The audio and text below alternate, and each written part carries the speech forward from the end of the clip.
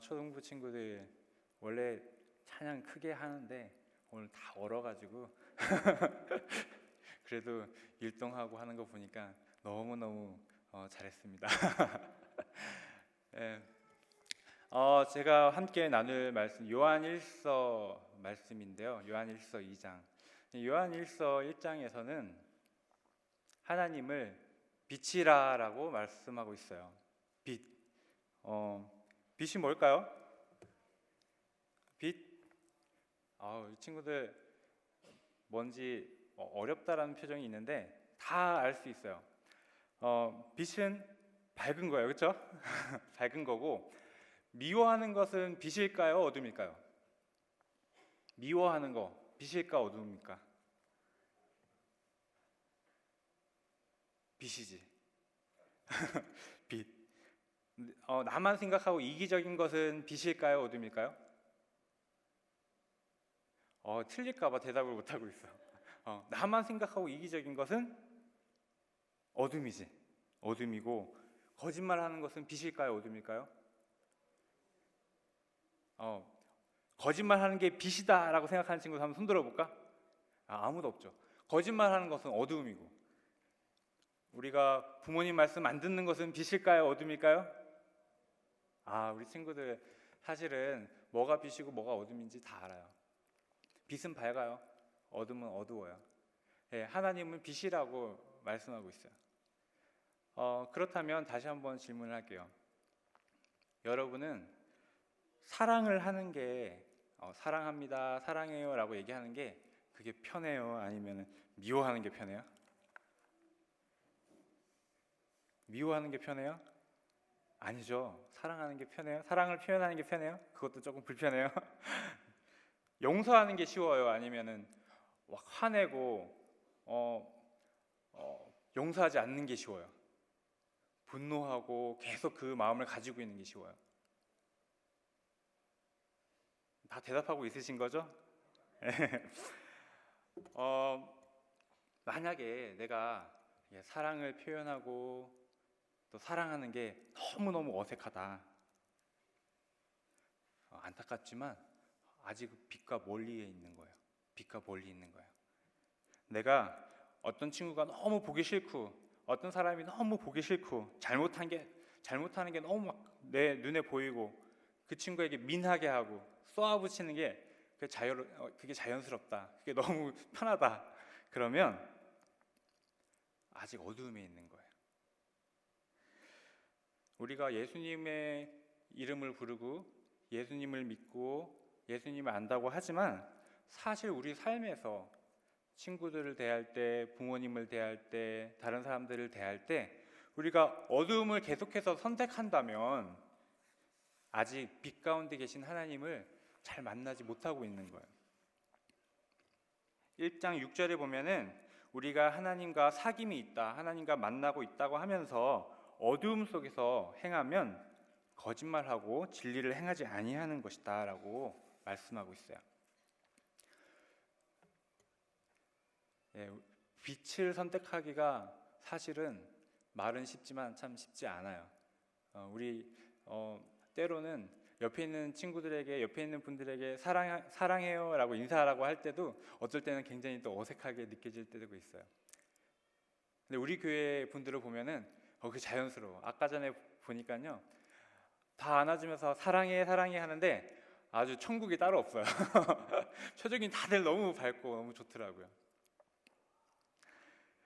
그런데 빛을 선택하기가 어려운 것은 사실은 오랜 시간 동안, 오랫동안 내가 사랑하는 대신 미움을 선택했고, 용서하는 대신 분노하는 것을 선택했고, 감사합니다, 감사하는 대신 원망하는 것을 내가 선택했기 때문에 넓은 마음을 갖는 것보다 좁은 마음 가지고서 삐지고 서운해하고 이런 마음을 오랫동안 품고 선택했기 때문에 아주 어두운 마음에 최적화가 되었어요.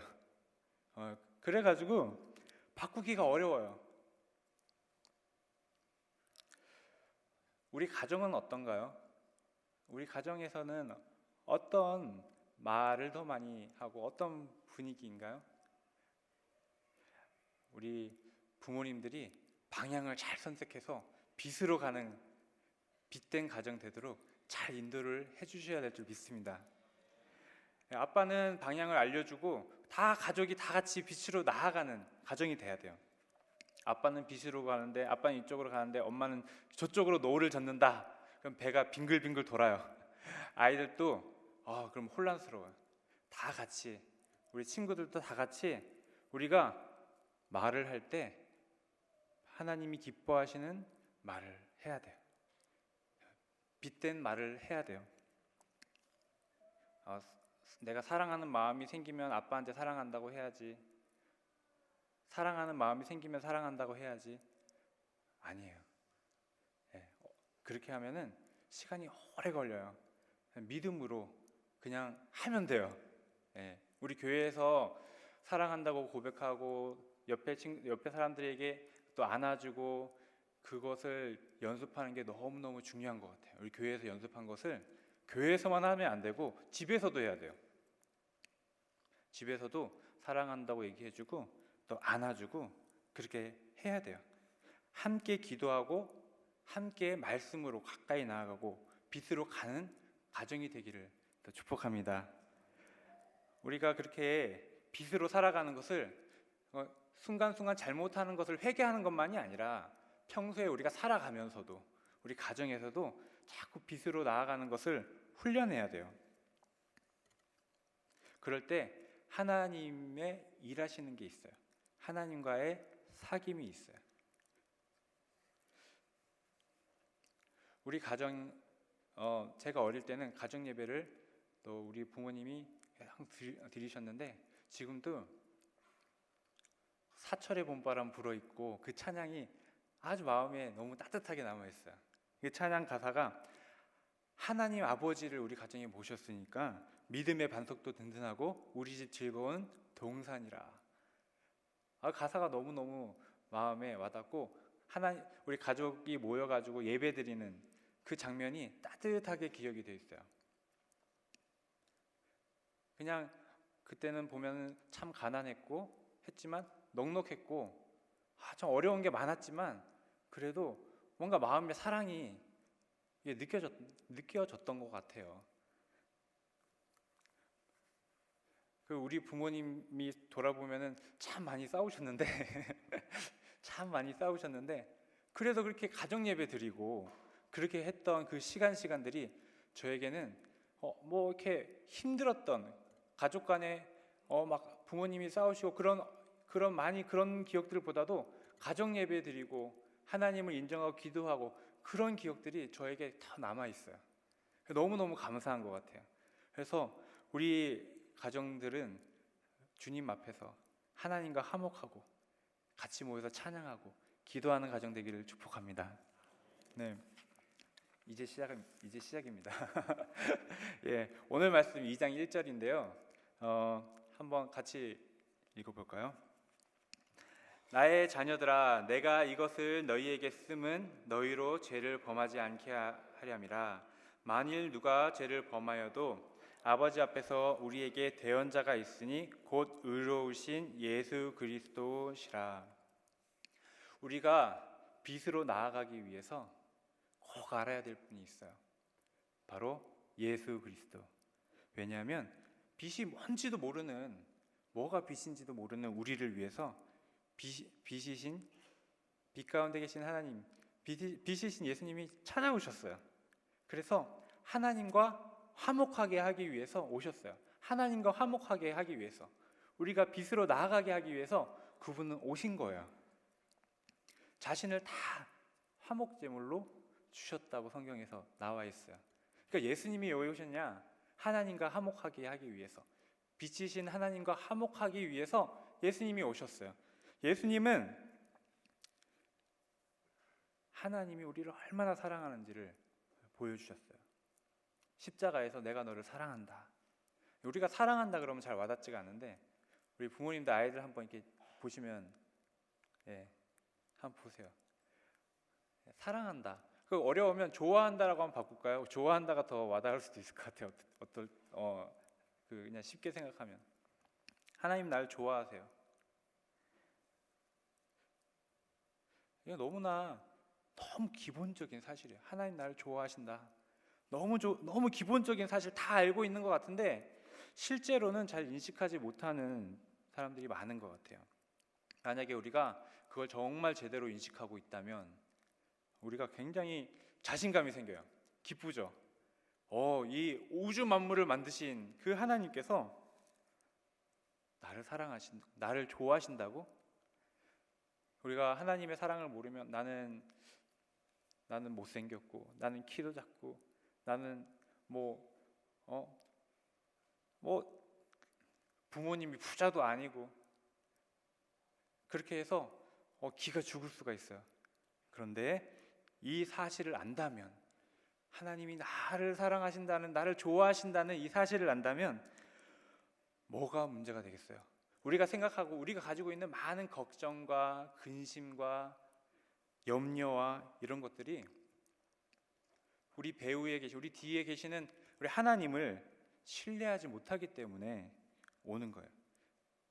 하나님이 나를 인도하시고 사랑하시고 나를 위해 준비하고 계시고 이런 것들이 신뢰하지 않아서 온갖 걱정과 근심을 다 가지고 있는 거예요. 그래서 기도하고 그 예배 드려야 근심에서 벗어나요. 우리가 주님이 우리를 사랑하시고 함께 하신다는 것을 신뢰한다면 많은 어두움에서 벗어날 수 있습니다. 시편 103편 13절에 보면 아버지가 자녀를 긍휼히 여기는 것처럼 하나님이 우리를 그렇게 긍휼히 여기신대요. 경외하는 사람들을 불쌍히 여기신대요. 하나님이 그러신 분이에요. 예수님께서 그것을 알게 하기 위해서 화목제물로 오셨어요. 화목제물로 오셨어요. 우리 가정에도 그런 화목하게 하기 위한 희생이 필요하고 이게 보여줘야 돼요. 저는 아버지가 저에게 사랑한다는 얘기를 안 하셔가지고 몰랐어요. 구태여 말을 해야 하나? 말을 해야 알아요. 어릴 때부터 이렇게 잘못하면 혼내시긴 하시는데 너무너무 무서워. 아버지 보면 너무너무 무서워. 그런데 대학생이 되셔가지고 제가 대학생이 됐을 때 아버지가 많이 바뀌셔가지고 사랑한다고 얘기하시는데 너무 어색해. 너무 어색한데 계속 얘기하니까 사랑하시나 보다. 안아줘야 돼요 자녀들을. 사랑한다고 얘기해야 돼요. 많은 문제들이 거기서 해결이 돼요. 부모님이 나를 사랑하지 않으신다. 그 빈 마음에 다른 걸 자꾸 채우기 때문에 자꾸 얘기해 줘야 돼요. 드러내야 돼요. 어색해. 더 많이 하셔야 돼요. 사랑하고 좋아하고. 우리 자녀들 사랑하시죠? 한번 옆에 있는 자녀들에게 사랑해 한번 얘기해 주실래요? 너희들끼리 얘기하고 있어. 부모님 참 사랑하고. 만나보면 부모님이 아이들을 얼마나 생각하는지 몰라요. 근데 아이들은 잘 몰라. 표현하시기 바랍니다. 예수님이 우리를 사랑하시는데 온 세상 죄를 위해서 오셨는데 다 알지 못해요. 예수님의 사랑을 다 몰라요. 예수님의 사랑을 아는 사람이 많지 않아요. 그런데 아는 사람은 다르다고 성경에 나와 있어요. 3절입니다. 3절 4절입니다. 우리가 그의 계명을 지키면 이로써 우리가 그를 아는 줄로 알 것이요 그를 아노라 하고 그의 계명을 지키지 아니하는 자는 거짓말하는 자요 진리가 그 속에 있지 아니하되. 이 말씀은 뭐냐면 예수님을 아는 사람은 무언가 다르다라는 거예요. 예수님을 아는 사람은 그 예수님의 사랑을 아는 사람은 무언가 다르다. 어떻게 다르겠어요? 저는 예수님을 가깝게 아는 사람은 이렇게 신령한 사람. 내가 잘못한 거 다 알면 나 큰일 나는데 그렇게 생각했던 적이 있어요. 그런데 예수님을 아는 사람은 내 잘못을 다 알아. 다 알지 못하겠지만 다 알아도 사랑하고 나를 좋아하고 내가 바른 길로 가기를 도와주는 그런 사람일 거라는 생각을 해봐요. 예수님이 그런 분이니까. 내가 잘못한 거 알지만 그래도 나를 좋아하고 내가 얼마나 부족한지 알지만 그래도 나를 사랑하고 그리고 나를 바른 길로 가도록 도와주려고 하고, 예수님 만난 사람은 그렇게 다르다는 거예요. 예수님의 계명을 지키는 사람이라는 거예요. 아기가 어릴 때는, 우리도 아기가 어릴 때는 군기 잡지 않잖아요. 그 아기가 똥을 싸도 이쁘고, 그냥 아기가 태어나면 그냥 그 자체가 나 같은 사람에게 이런 선물을 하나님께서 주시다니 너무너무 설레고 너무너무 좋잖아요. 그런데 아이가 자라면서 고집 부리고 이기적이고 이렇게 하면은 이놈 하죠, 이놈. 그러지 말라고. 유치원도 보내고 학교도 보내고 교육시키죠. 가르치잖아요. 주님도 마찬가지인 것 같아요. 예수님도 우리가 나만 생각하고 악하고 내 마음대로인 상태를 주님이 내버려 두지 않으세요. 주님은 우리를 너무너무 사랑하지만, 우리 자체를 너무너무 사랑하지만, 우리의 악성과 죄성과 우리가 그 잘못된 그런 욕망이나 이런 것들을 그냥 내버려 두시는 분이 아니에요. 그런 것들은 우리 주님의 인도하심과 예수님의 그 프로그램 안에 주님과 함께 가다 보면 박살나는 거예요. 박살나는 거예요. 주님이 그렇게 두지 않으시니까 나중에는 사소한 것도 그냥 넘어갈 수가 없게 되는 거예요. 에베소서 4장 30절에 하나님의 성령을 근심하게 하지 말라, 그 안에서 너희가 구원의 날까지 인치심을 받았노라, 이 말씀이 있는데요. 하나님의 성령을 근심하게 하지 말라. 그러니까 우리를 보시는 하나님의 눈빛이 어떨까요? 사랑이고 긍휼이고 불쌍하게 여기고 안타깝게 보시는 눈빛이라는 거죠. 하나님의 영, 성령님이 우리 안에 계신데 우리 안에서 근심하신대요. 우리가 불순종하고 죄짓고 악한 길로 가고 내 마음대로 그럴 때 주님이 아파하시고 우리 안에서 근심하시는 거예요. 그러니까 우리가 죄를 지으면 가슴이 답답해지는 거예요. 다른 사람을 비판하고 비난하고 화를 내고 그럴 때 행복하세요? 행복한 사람은 없을 거예요. 가슴이 답답하죠. 그런 근심이 사랑에서 나오는 근심이에요. 하나님은 저 나쁜 놈 내가 그냥 둘까 봐라 그런 분이 아니에요. 내 사랑하는 이 아이가 왜 이럴까 그렇게 슬퍼하시고 아파하시고 그 주님의 근심 안에는 사랑이 있어요. 사랑이, 아픔이 있어요.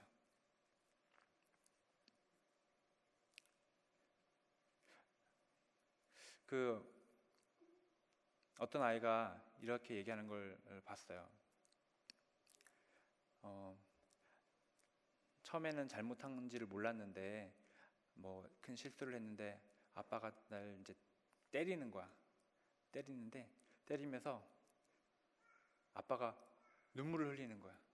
너 왜 그러니? 라고 때리면서 아빠가 눈물을 흘리니까 그때 마음이 너무 아파가지고 난 잘못될 수 없겠다. 내가 잘못하면 아빠가 이렇게 마음이 아프니까. 그렇게 그 사랑이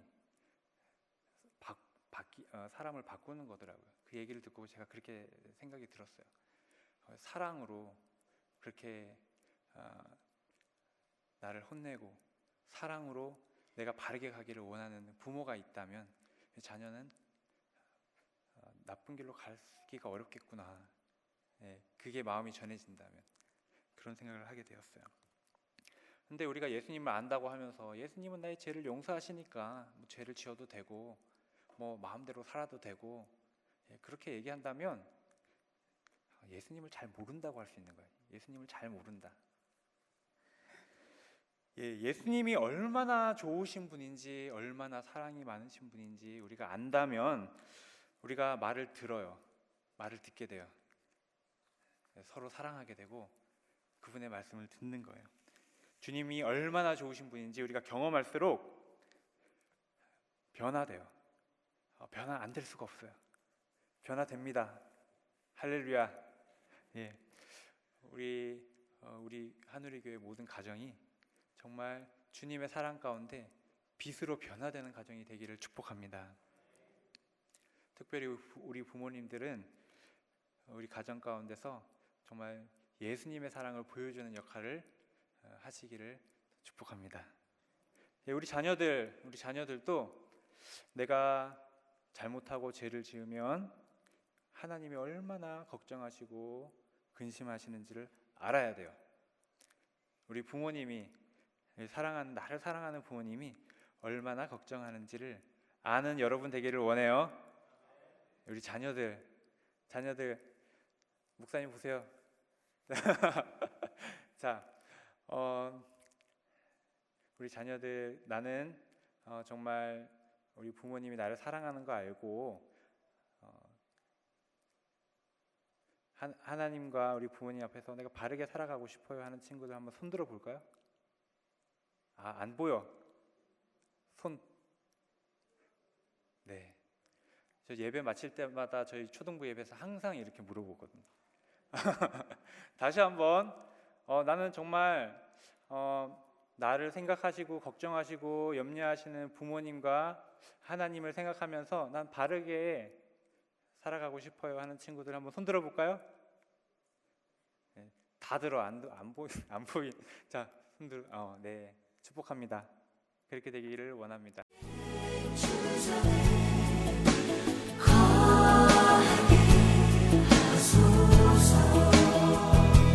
주의